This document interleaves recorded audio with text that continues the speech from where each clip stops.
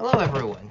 I'm not much of a talker, but I've gotten some good words about these kinds of videos, so I'm doing them. I hope you don't mind the switch to these types of videos while Edwin sticks to the gameplay every now and then. Alright, so I sat around thinking of a topic for a while, and I decided to ask a Discord server for a topic.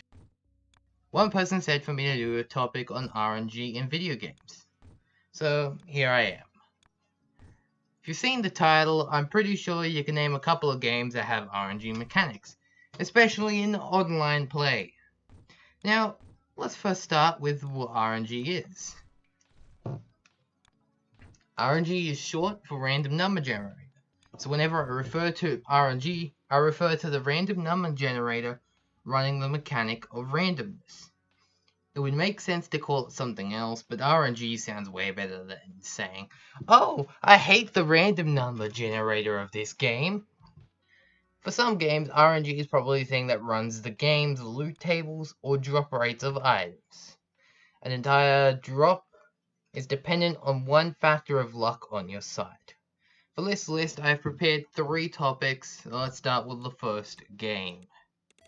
Tetris.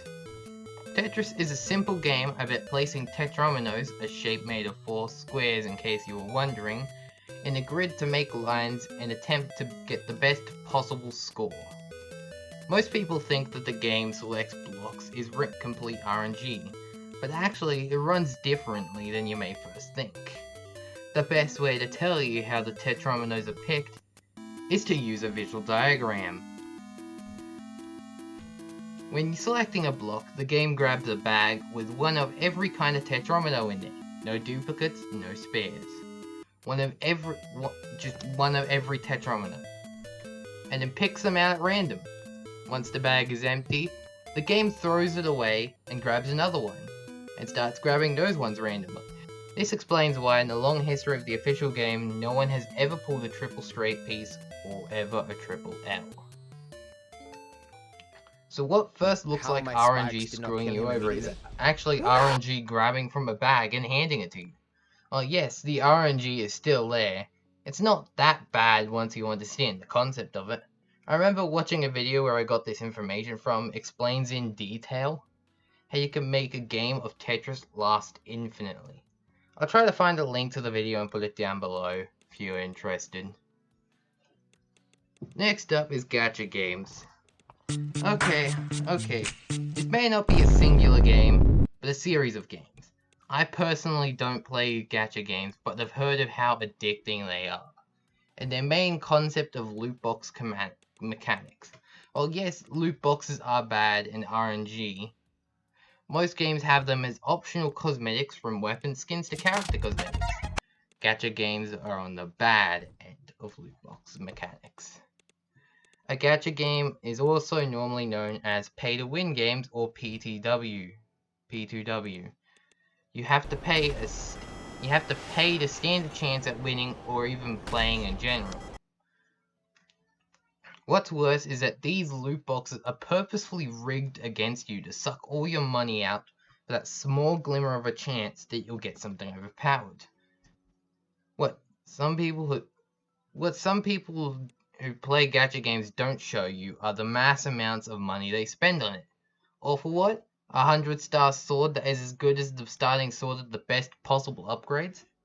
Oh wait, that brings me to the next thing about gacha games, is this stupid way of upgrading tools and crap. Some games are okay, you play for a bit, you earn cash, you use that cash to upgrade your crap. But when something boils down to something as simple as a coin flip, is when things get stupid. Picture this, you play the game, you have the best possible sword and they're trying to upgrade it. And the upgrade costs hours of grinding to get enough gold to even make the upgrade, and the upgrade only has a 5% chance of working. You spend ages putting in that effort to get that money, only to have it come down to a simple game of chance. But wait, there's a big juicy button next to it saying increase odds of success. So you click it and buy it, not with in-game cash, but with actual money. And all of a sudden, the odds raise up to 10, so you buy it again, 20%. Once more, to make sure, 40%. You decide that this is now an acceptable level. That's a 60% chance to lose, nearly 50-50, fairly good odds. You click the upgrade, clenching your gut, and upgrade failed. Not only did you lose probably $15 with those purchases, but you also lost hours of time that you will never get back. All for what? A stupid sword that does a little more damage than before? It's stupid. Gacha games are rigged and stupid. Stop spending money on them. Next up is Team Fortress 2. Don't get me wrong, Team Fortress 2 is a fairly balanced game. The part that gets memed on most, other than Valve having no one working on the game, is its stupid random crits. How many times have you just been casually enjoying Team Fortress 2 and a random crocket comes from nowhere and blasts you to pieces? There isn't much I can say about random crits that hasn't been said, but I'd like to go over the couple of points of the anti-random crits argument. The only point I'm going to bring up is it changes a new player's perspective on the game. This is the most upsetting thing about random crits. It influences newer people when they are trying to learn a class to not learn the class the way it's intended, and instead sit back and hope to dear fucking god they get a random crit. Has this changed things, Snow? I hear you asking. Here, let me explain. New player runs headfirst into the entire enemy team all grouped up and dies for it. The player then learns their lesson to not run in randomly and hope for shit to work out in their favor. Now, let's look at this same example, but with random crits.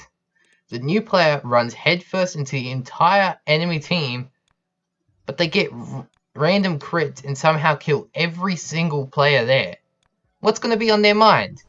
That was a risky play, I shouldn't do that again. Or is it going to be, I am so good at this game, I should do that again? If you think it's going to be A, well, you're wrong. Random crits affect newer learning players of TF2 into bad habits and etc, etc. What? Don't look at me. I don't think Valve is ever going to fix this issue in the first place. So in general, RNG can be very useful in some games. There are far too many games out there to explain all in one video. Some games like Minecraft, where the entire game can be played differently based off the RNG in the world seed, loot tables, etc. And other games where the RNG is the entire mechanic.